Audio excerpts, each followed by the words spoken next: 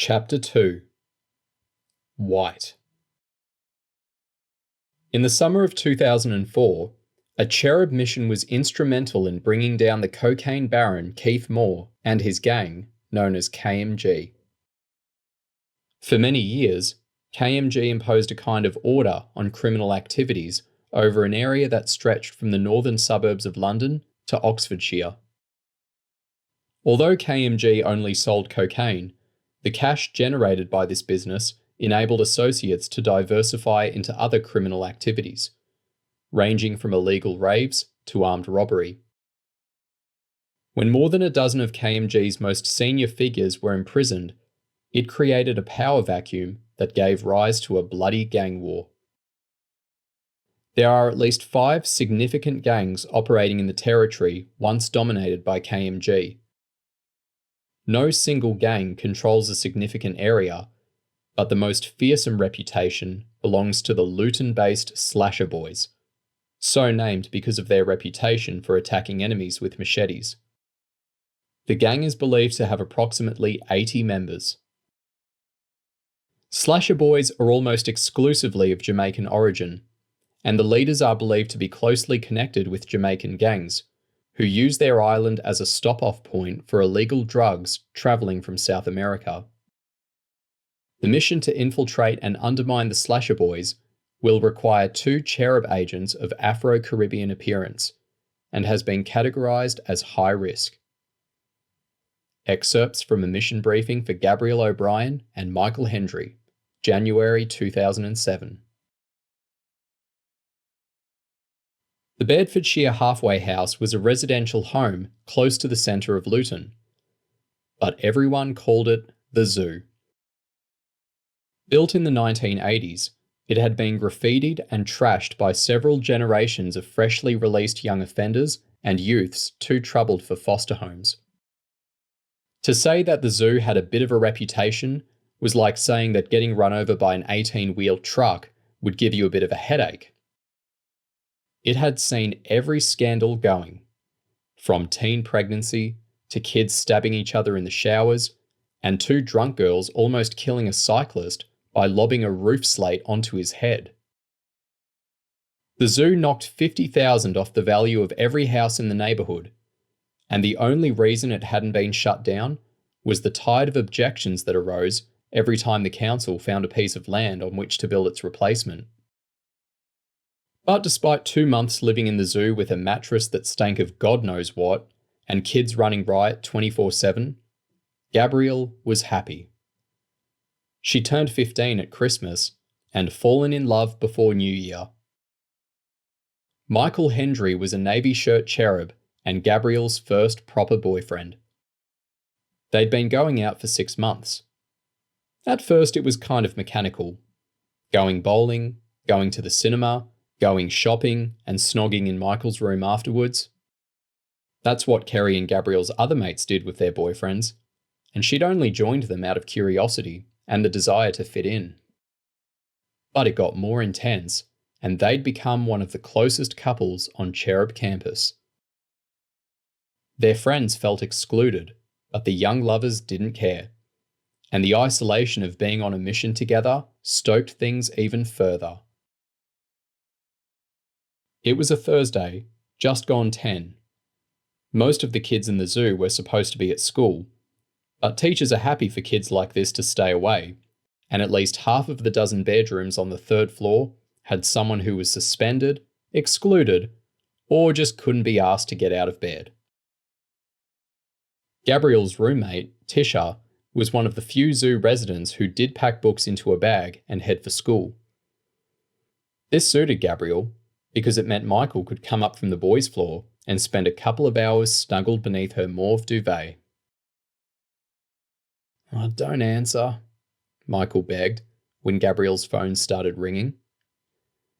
But she reached out blindly and grabbed her mobile from the vinyl floor. She expected it to be her mission controller, Chloe Blake, but was surprised by the name flashing on the display. "It's Major D." Michael's dark torso was glazed with sweat as he sat up sharply. "I've never known him to bat an eyelid this side of lunchtime." Major? Gabrielle said, trailing on her Jamaican twang. She'd become self-conscious and toned down her accent after joining Cherub, but roots in the Caribbean were a big help on this mission, and she'd found her old voice with surprising ease. "Mornin', a sweet pea," Major D said. "Tell me what clothes you're wearing. What colour are your panties?" Major D was the leader of the Slasher Boys, a big man with a line of gold teeth and a vicious reputation. In D's eyes, women stayed home to make food and babies. Gabrielle had to work 10 times harder than Michael to prove herself, and even now, D treated her with a lack of respect that would have earned any boy on Cherub campus a mouthful of blood. "My panties are my business," Gabrielle said, making out like she thought his cheek was funny. "If you're ringing me this early, it better be somewhere to make bread." "I'll give you half a loaf," the Major said, which was his way of saying 50 pounds. "Michael there?" "In the flesh," Gabrielle nodded. "I got a man who wants to buy a K-bag. I want you two to dig one up in the park and bring it over." "You at home?" "Yeah, but your man will be in the green pepper." Gabrielle was surprised by this instruction.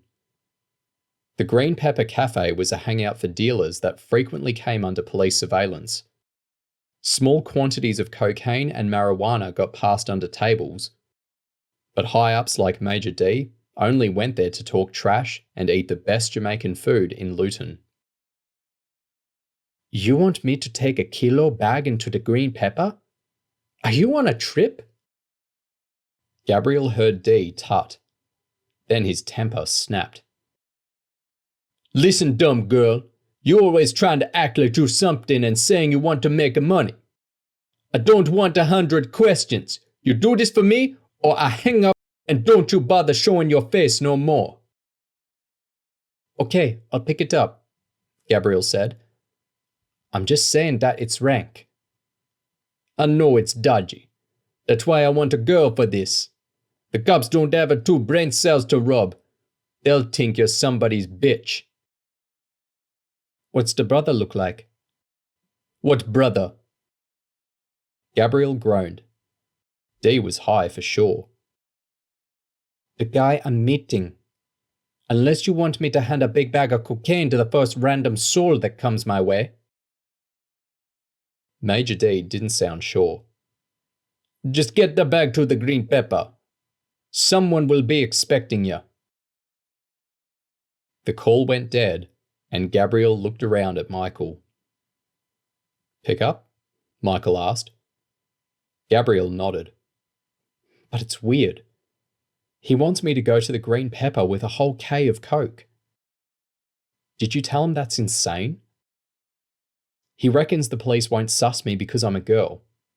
I mean, I know the police aren't genius IQ, but I think they can get their heads around the idea of a female drug dealer." "He's probably mashed," Michael reasoned. Knowing D, he's smoked about 20 joints and hasn't even been to bed yet. "If I get arrested, it'll wreck the mission." Michael thought as Gabrielle pulled a t-shirt over her head. "Here's what we do, Gab. We grab the coke from the park, but once you've got it, you give Major D a call and say that there's a cop circling around the Green Pepper and that you'll have to meet the dealer somewhere else. He won't want to risk losing a whole kilo of coke, no matter how stoned he is." "Sounds like a plan," Gabrielle nodded as she kissed Michael's shoulder and nuzzled his neck. "But I don't like this one little bit."